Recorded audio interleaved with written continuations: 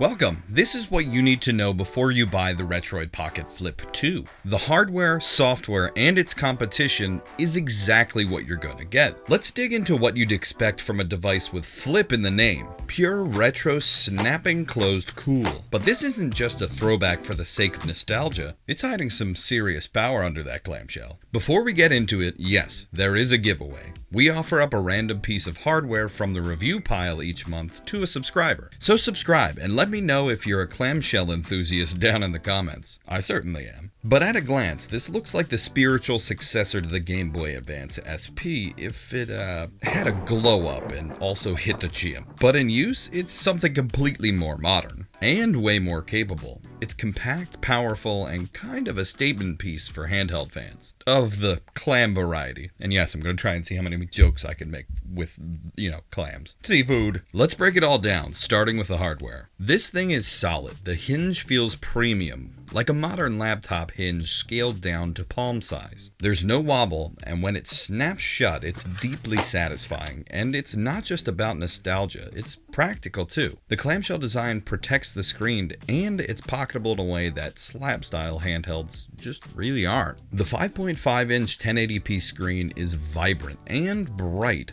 with decent outdoor visibility. It's not IPS, but the AMOLED panel gives great brightness, and it's still very sharp. The 16:9 aspect ratio works surprisingly well for a lot of retro systems, and it avoids awkward bezels some other handhelds have due to that OLED screen. I'm talking about those weird black bars on the side. With the OLED, it's just not on. Very nice. The battery life is solid at 5,000 milliamp hours. You're looking around 6 hours of moderate playtime, depending on the emulator and what your wattage you're pulling. It charges via USB-C and supports fast charging, which is a win if you forget to top up before heading out to look at the sun. All the buttons feel fantastic. The Hall effect sticks are smooth and sunken into the device. The D-pad is one of the better ones I've used, but it could be a tad larger. It's clicky and not squishy. The ABXY buttons are squishy. Shoulder buttons have decent resistance, and yes, there are stacked triggers, which makes a real difference for anything beyond 16-bit games. The L1 and R1 bumpers are very clicky, while the back triggers are small and have a short throw, but they feel good and are analog. On the bottom we have an SD card slot, a USB-C port, and a 3.5mm headphone jack. On the left side of the device, well, nothing. But on the right side of the device, we have a clicky volume rocker. The top, back, and lid also have nothing going on other than active cooling, but not even a custom key to speak of? What is that on the lid? Retroid's logo is on the back, so I assume this was to add visual interest to the lid. Either way, I can't add stickers to this thing now because of the weird ridges on the top of the lid, and I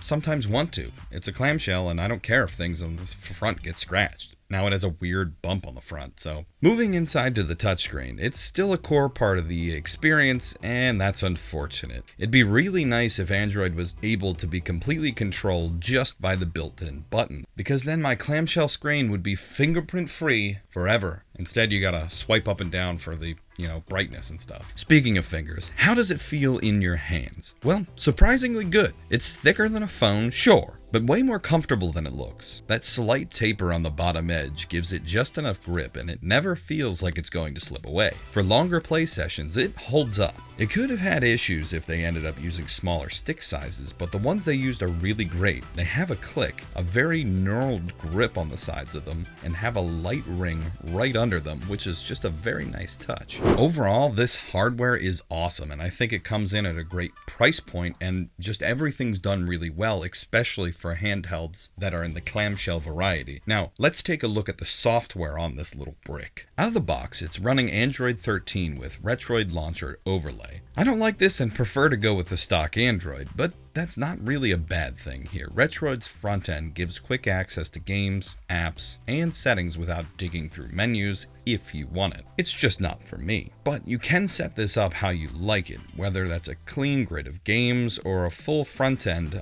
like I have here, Daijisho. And if you want to use it as an Android device, just a stock Android device, it can do that too. So let's talk about power. Under the hood, it's got two options, the Snapdragon SD865, the one I have here, and the MediaTek Dimensity 1100. That's enough muscle for the GameCube, PSP, Dreamcast, and even some PS2 with the right tweaks. Pretty much most of the PS2 library. The Android games run really well, and streaming from something like Xbox Cloud Gaming or Moonlight is even smoother with Wi-Fi 6 and Bluetooth 5.1. For a $200 handheld, the software experience is polished, flexible, and leagues ahead of other Android handhelds in its fit and finish. But this brings up the competition. This is fighting in an interesting space, and there's a lot of different competition, so let's talk about it. At this price, the Flip 2 is fighting in an interesting space. You've got the Miu Flip for less, cuter, but much less powerful. The Odin 2 Portal is way more powerful, also more expensive and bulkier. The RP5 from Retroid is similar internally, but without the clamshell design and slightly less ergonomic for travel. And what about the Steam Deck? Sure, it's bigger, heavier, and not really in the same class, but you can compare the two. It's a cost difference and size and what you want to play. The Flip 2 is a retro-focused Android device, just enough muscle to stretch into modern territory. I don't know if I'd actually want any more power right now from an Android device like this. It really fits a lot of the categories. And for $200, this is a strong recommendation from me.